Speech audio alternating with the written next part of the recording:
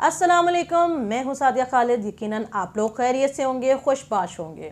नाज़रीन, आजकल पाकिस्तान के हलकों में सोशल मीडिया पे बहुत ज़्यादा एक ख़बर जो है वो गर्म है और उस पर बहुत ज़्यादा लोग जो हैं अपना इनपुट दे रहे हैं। बहस बहुत ज़्यादा चल रही है, कोई उसके हक़ में बोल रहा है, कोई उसके ख़िलाफ़ बोल रहा है। मैं बात कर रही हूँ, एक रिटायर्ड मेजर हैं आदिल राजा साहब। उन्होंने अपने ट्विटर के जो अकाउंट है उसके ऊपर ट्वीट किया जिसमें उन्होंने इंकशाफ किया कि जनरल बाजवा और कई जो दूसरे हमारे आर्मी के अफसरान थे वो शोबिस की मुख्तलिफ अदाकाराओं के साथ रंगरलियाँ मनाते रहे। इसी हवाले से उन्होंने ट्वीट की और इसी ट्वीट में उन्होंने कुछ अदाकाराओं के नाम कोड वर्ड्स में लिखे, यानी उनके नेम के इनिशियल्स जो हैं वो भी लिख दिए। अब यहाँ से एक भौचाल आ गया पाकिस्तान शोबिस इंडस्ट्री में। इस पे मुख्तलिफ धड़े जो हैं वो बन गए, जिनमें मोस्टली जो शोबिस के अदाकार हैं वो मुख्तलिफ अपनी राय का इजहार करते हुए नज़र आ रहे हैं। और इस पर सबसे ज़्यादा जो हमें फ्यूरियस किस्म का या शदीद किस्म का रिएक्शन है वो अदाकारा कुबरा खान से देखने को मिला कि उन्होंने बहुत जो है गुस्से का इजहार किया और आदिल राजा साहब का नाम लेके कहा कि मैं आप पे हत्या इज़्ज़त का दावा कर दूंगी, मैं आपको डेफेमेशन केस करूंगी, आप पहले साबित करें कि ऐसी कोई वीडियो नहीं है और अगर आप साबित नहीं कर पाए तो मैं आपको जो है वो सू कर दूंगी। अगर आप यहाँ नहीं करवाएंगे, आप यूके में बैठे हैं तो मैं यूके की भी शहरी हूँ तो मैं वहाँ पर भी आपको सू कर दूंगी, आप पे डेफेमेशन केस फाइल करूँगी। इस पे आदिल राजा साहब ने जो है वो भी अपना रिप्लाई किया है कि बीबी मैंने तो तुम्हारा नाम ही नहीं लिया, मैंने तो सिर्फ कुछ इनिशियल्स जो हैं वो बताए थे, तो आप इतना क्यों तप रही हैं? आपने चूंकि मेरा नाम लिया तो मैं आप पर डेफेमेशन जो है केस वो लगाऊंगा। अब ज़रा हम शोबिस की जो इंडस्ट्री है ना उस बारे में थोड़ी सी बात कर लें। ये जो अदाकारा कुबरा खान और सज्जल अली और माहिरा खान और महविश हयात का नाम आ रहा है इस सारे प्रोसेस के अंदर कि जी ये लोग इन्वॉल्व थी और हमारे आर्मी के अफसरान जो हैं उनके साथ रंगरलियाँ, रातें रंगीन, इंजॉय, पार्टी एंड ऑल, ये सारी चीज़ें। अगर हम इस सारे सिनेरियो की बात करें ना तो एक चीज़ जो हमारे सामने बहुत खुल के आ रही है कि वुमेन कार्ड बहुत अच्छे से प्ले किया जा रहा है। जी, ख़वातीन के किरदार पे कीचड़ उछाला जा रहा है, बिना देखे ख़वातीन पे बहतान लगाया जा रहा है। बाबा आदम के ज़माने से ख़वातीन के कैरेक्टर पे उंगलियां उठाना जो है वो वतीरा रहा है मर्दों का और वही अभी भी किया जा रहा है। तकरीबन सारे अदाकार अदाकाराएँ इसी से मिलते जुलते ट्वीट्स कर रहे हैं, उनके हक़ में आवाज़ बुलंद कर रहे हैं। कुबरा खान और सज्जल अली चूँकि फ्रंट पे आके अपना इस पर रिप्लाई रिकॉर्ड करवा चुकी हैं तो उनके हक़ में बोल रहे हैं। तो ज़रा हम शोबिस इंडस्ट्री के बारे में अगर देखें ना तो जब ये लोग, ये लड़के लड़कियां जब भी शोबिस इंडस्ट्री में आते हैं तो इनकी अगर आप पुरानी पिक्चर्स, इनकी वीडियोस या इनके ड्रामे उठा के देख लें, पहनने की इनको तमीज़ नहीं होती, कपड़े इनके पास नहीं होते, भूखे नंगे ये दूर उफ्तादा गाँव से आए होते हैं, इनके पास रहने की जगह नहीं होती है, खाने पीने की जगह नहीं होती, इनको कोई पता नहीं होता कि बोलना कैसे है, इनको कोई पता नहीं होता कि आपकी पर्सनैलिटी की प्रेजेंटेशन क्या है, इनको पहनने ओढ़ने के कुछ पता नहीं होता, कुछ नहीं इनको अकल होती, क्योंकि ये रॉ मटेरियल होते हैं। ये जब अपने घरों से आ रहे होते हैं सिर्फ इनके दिमाग में ये शौक होता है, हर लड़की हर लड़के का ये ख्याल होता है जब अपने घर से चलता है कि जी मैंने तो टॉप जो है वो एक्टर या एक्ट्रेस बनना है, मैंने तो इंडस्ट्री पे छा जाना है, मैंने ऐड भी करने हैं, ये भी करना है, वो करना है, बड़े बड़े ख्वाब लेके आती हैं सारी लड़कियाँ और लड़के जो होते हैं।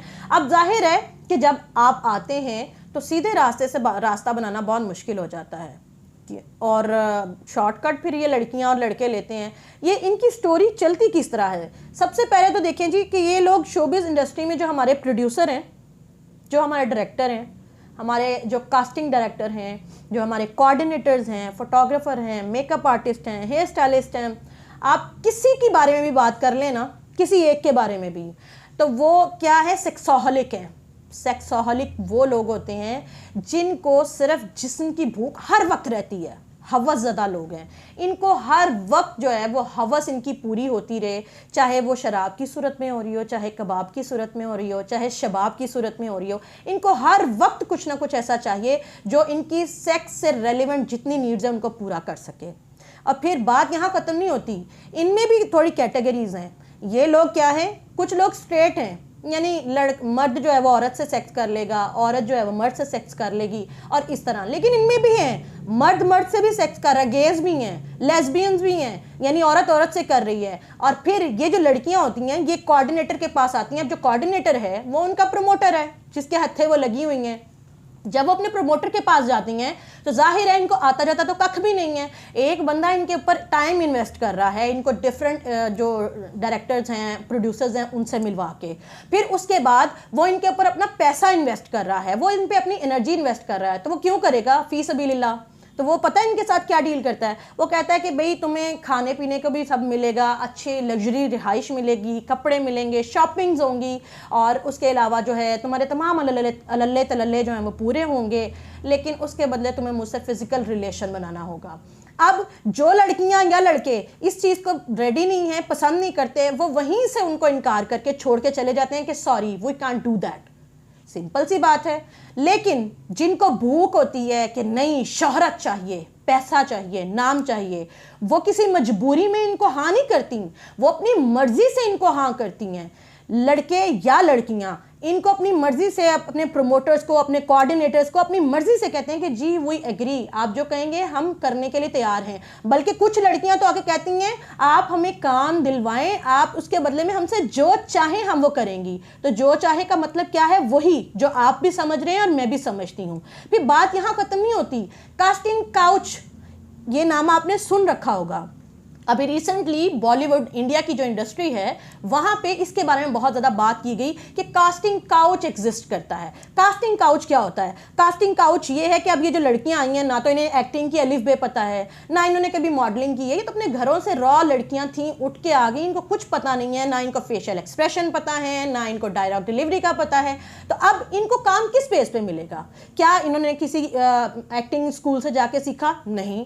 क्या इन्होंने कभी कोई स्किल सीखी? नहीं। तो फिर ऐसे ही आ गए तो फिर काम कैसे मिलेगा? अब काम ऐसे मिलेगा कि वो जो प्रोड्यूसर या कास्टिंग डायरेक्टर इनको लेके गया है, या जो प्रोड्यूसर जिसने बुलाया है, या फिर जो कैमरामैन है जिसके रेफरेंस से वो गई हुई हैं, या वो डायरेक्टर जो इनको कास्ट करने वाला है, किसी ना किसी को इनको खुश करना होगा। और खुश करने की डेफिनेशन वही है जो आप भी जानते हैं और मैं भी जानती हूँ।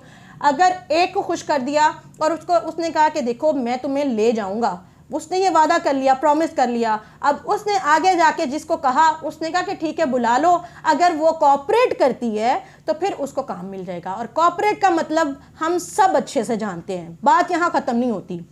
इसके बाद अब ये लड़कियां जब थोड़ा बहुत स्क्रीन पे नज़र आने लगी, इनको थोड़ा काम मिलने लगता है, इनको फिर एड एजेंसीज जो हैं वो अपने प्रमोटर को छोड़ती हैं, क्योंकि इनकी फितरत में है कि ये अपने प्रमोटर को सबसे पहले धोखा देती हैं, अपने कोऑर्डिनेटर को सबसे पहले धोखा देती हैं, जिसने इनको सबसे पहले काम दिलवाया था उसी को डिच करती हैं, और फिर ये एड एजेंसीज के हत्थे लगती हैं। अब ये एड एजेंसीज क्या हैं? ये एड एजेंसीज जो हैं ये कहती हैं कि जी हम आपको कॉर्पोरेट लेवल पे बड़े इदारों के साथ जो है वो एफिलिएशन करवाएंगे, हम आपको इंट्रोड्यूस करवाएंगे, और जाहिर है इसके बदले में ऐसे बिला वजह तो वो भी कुछ नहीं करेंगे। दो तरह की डील्स होती हैं। एक तो डील ये होती है कि जो आप अर्न करेंगी हमारा उसमें हिस्सा होगा, इतने % आप हमें देंगी, इतने साल तक आप किसी और के साथ काम नहीं कर सकती, आप हमारे साथ काम करेंगी, और इसके अलावा अगर हम आपको कहीं जाने का कहेंगे, किसी मीटिंग का कहेंगे तो आपको जाना होगा।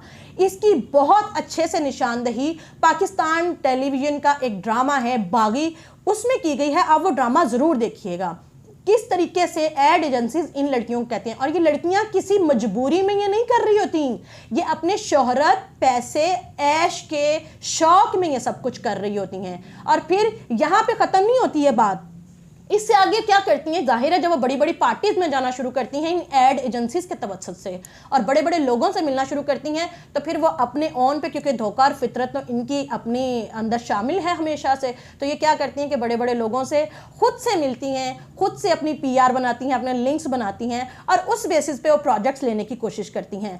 और फिर इनमें सिर्फ हमारी अदाकाराएं शामिल नहीं हैं, टिकटॉकर्स भी हैं। बहुत सी टिकटॉकर्स, मैं सबकी बात नहीं कर रही हूँ, बहुत सी टिकटॉकर्स हैं जिन लोगों ने टिकटॉक के प्लेटफॉर्म से, टिकटॉक पैसे तो देता नहीं है, टिकटॉक ने तो कभी पैसा पे नहीं किया है। ये जो कहते हैं कि हमने टिकटॉक से पैसा कमाया, कैसे कमाया? कि जब उनके मिलियन में फॉलोअर्स हो गए, लाख में फॉलोअर्स हो गए, बहुत बड़ी एक फॉलोअरशिप उनको जब मिल जाती है, फॉलोइंग मिल जाती है, तो फिर वो लोगों की नज़र में आती हैं। फिर वहाँ से क्या होता है कि उनको कोई जिसके पास बहुत हराम का पैसा है, जिसको बहुत ज़्यादा लड़कियाँ अट्रैक्ट कर रही होती हैं, वो उनको अप्रोच करके बेबी तुम हमारे साथ लिव इन रिलेशनशिप में आ जाओ, हम तुम्हारे ऐश भी देखेंगे, तुम्हें गाड़ी मिलेगी, बंगला मिलेगा, शॉपिंग मिलेगी, हम तुम्हारी ज़ात पे इन्वेस्ट करेंगे, तुम्हारी वो तमाम ख्वाहिशें जो तुम पूरी करना चाहती हो हम पूरी करेंगे, इसके बदले में तुम हमसे रिलेशनशिप बनाओ।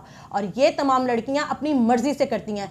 आप देख लें, अपनी सारी हिस्ट्री सोशल मीडिया की उठा के देख लें, जितनी टिकटॉकर्स हैं जो कि बहुत ज़्यादा फेम जिन्होंने कमाया वो इसी तरीके से आई, उनका यही सोर्स ऑफ इनकम था। जितनी अदाकाराएं एकदम से छा गई, 3-4 साल पहले देखे उनको कोई जानता नहीं था, लेकिन 3-4 साल में ऐसी कौन सी गिद्दड़ सिंगी उन्होंने सूंघ ली कि जिस ड्रामे को देखो उनमें वही मेन लीड में नजर आती हैं, जिस फिल्म को देखो उसमें मेन लीड हीरोइन वही हैं। बात यहाँ ही खत्म नहीं होती, टीवी में जो ऐड आते हैं, इसके अलावा जो बड़ी कंपनीज हैं उनके जितने भी ऐड या मार्केटिंग से रेलिवेंट जितने भी प्रोजेक्ट्स होते हैं उनमें भी यही बीवियां दिखाई दे रही होती है। ऐसा इनमें कौन सा सुर्ख आपके पर लग गए अचानक से कि यही हर जगह दिखाई दे रही हैं? वो चीज और वो टैलेंट जिसकी वजह से सब दिखाई दे रही होती हैं, ये बीबियां अपना आप पेश कर रही होती हैं खुद से, क्योंकि ये लोग पीआर के नाम पे बड़े लोगों को खुश कर रही होती हैं, एड एजेंसीज को खुश कर रही होती हैं, डायरेक्टर्स को, प्रोड्यूसर्स को और बड़े लोगों को जिनके तवस्सुत से इनको काम मिल रहा होता है, ये इनको खुश कर रही होती हैं। इसके बदले में इनको ग्रूम किया जाता है, इनके ऊपर पैसा खर्च किया जाता है, इन पे इन्वेस्टमेंट की जाती है, इनको इंटरनेशनल दौरे करवाए जाते हैं, इनको शॉपिंग्स करवाई जाती हैं, इनका लाइफस्टाइल ठीक किया जाता है, इनको इंग्लिश बोलने की, इनको रहने सहने की तमीज़ सिखाई जाती है। कभी लंदन के टूर, कभी यूके के टूर, कभी दुबई के टूर, ये ऐसे ही नहीं हो जाते।